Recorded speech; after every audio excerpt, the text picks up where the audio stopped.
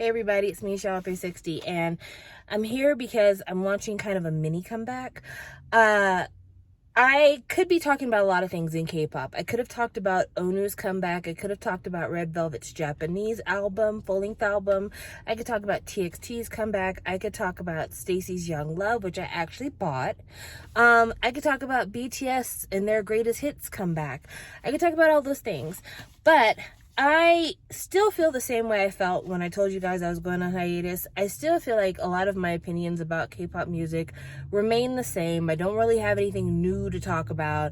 So rather than talk about something old and tired and disengaging, I felt like I should talk about something that I think is a little bit more niche and something I think a few of you have been waiting to hear from me about, and it is this. Bright by Jessica Jung. If you've been with the channel for a while, then you already know I did a chapter by chapter review of Shine, which is the first volume of this series, and I had thoughts. I had a lot of thoughts. I thought that the main character of the book was completely unlikable. I kind of didn't blame other people for hating on her. I thought that the storyline was unrealistic, which was surprising because it was supposed to be written by a K-pop idol, an actual successful, well-known K-pop idol. I thought that the writing was amateurish. I thought that certain things that happened in the story just literally made no sense for the world of K-pop as we currently know it.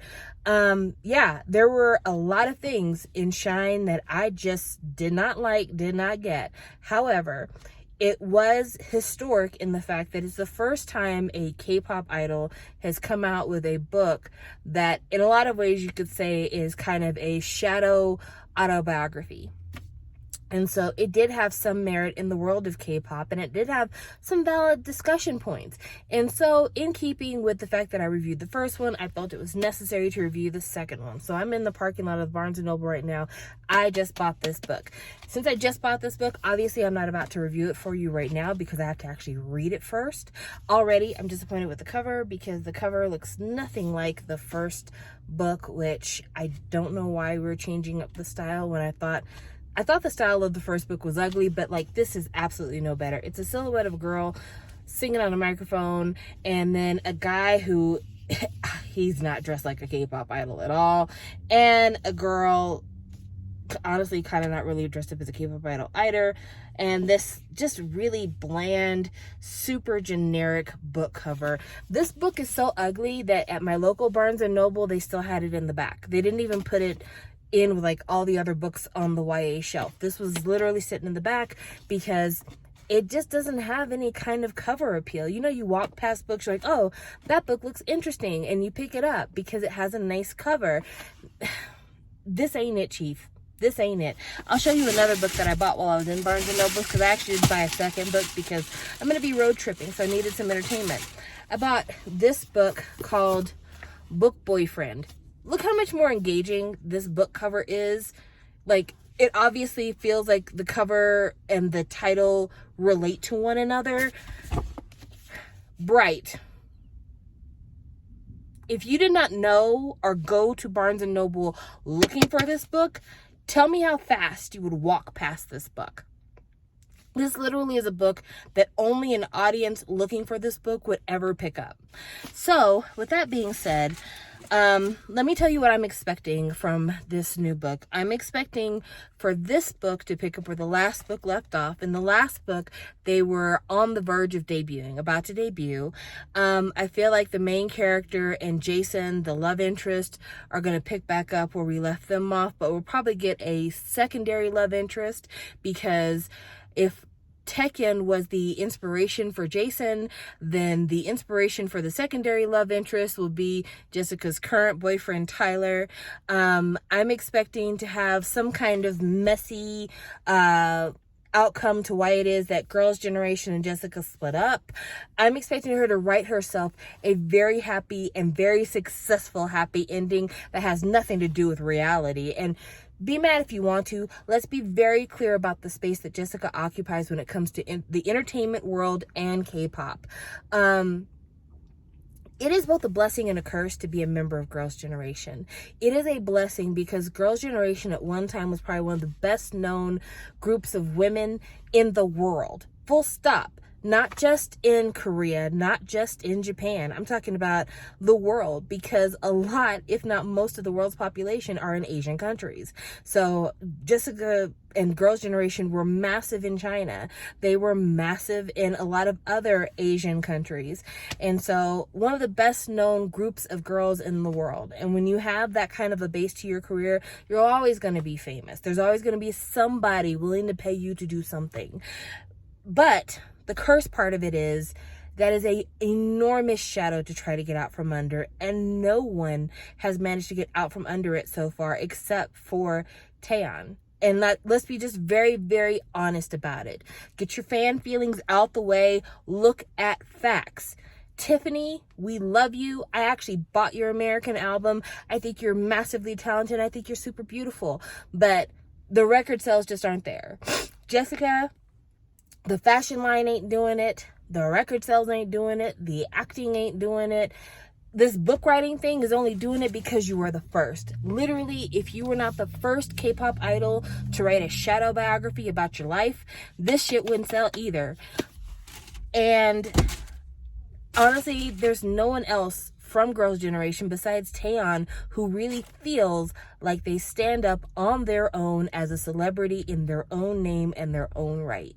And so I feel like even though it's amazing that Jessica is doing this book, it's amazing that Jessica's actually doing something that most K-pop idols would be really afraid to do. At the same time, let's be clear, Jessica has nothing to lose. She literally has nothing to do but win on this, make money on this, because between the lawsuits and the lack of interest from the general K-pop public, the fact that if you weren't a part of Second Generation, you probably don't even know who the hell Jessica is.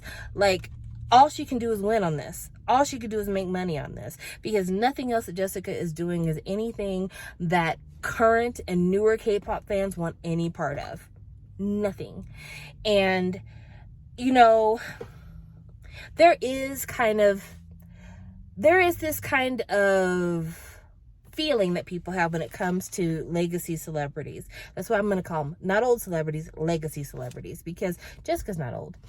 But when it comes to legacy celebrities, we kind of have two groups of fans. There's a group of fans who like, what are you doing now? Because what you're doing now matters more than anything. And then you have the group of fans who are like, what you did in the past was so phenomenal that it doesn't matter what you do moving forward. You're the best. You're a legend. And I tend to fall on that spectrum a little closer to what are you doing now?